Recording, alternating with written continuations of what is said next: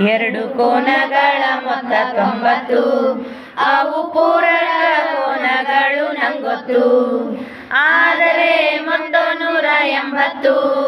ಆದರೆ ಮೊತ್ತ 180. ಪರಿಪೂರಕ ಕೋನಗಳು ಅವಂತು. ಪಾರ್ಶ್ವವೆಂದರೆ ಪಕ್ಕದಲ್ಲಿರುವವು, ಅಭಿಮುಖವೆಂದರೆ ಎದುರು ನಿಲ್ಲುವವು. ಎರಡು ಜೋಡಿ ರೇಖೆ ಮೇಲೆ ಒಂದು ಛೇದಕವು ವಿವಿಧ ಕೋನಗಳನ್ನು ಉಂಟು ಮಾಡುವುದು.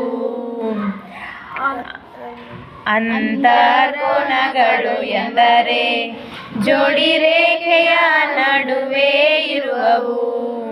ಬಾಹ್ಯ ಕೋನಗಳು ಎಂದರೆ ಜೋಡಿ ರೇಖೆಯ ಹೊರಗೆ ಇರುವವು.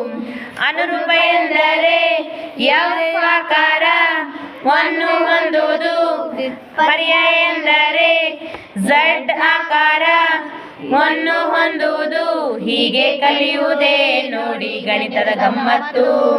ಈ ಜೋಡಿಗಳ ಮರೆಯೋದಿಲ್ಲ ಯಾವತ್ತು. ಎರಡು ಕೋನಗಳ ಮೊತ್ತ 90. ಅವು ಪೂರಕ ಕೋನಗಳು ನಂಗೊತ್ತು.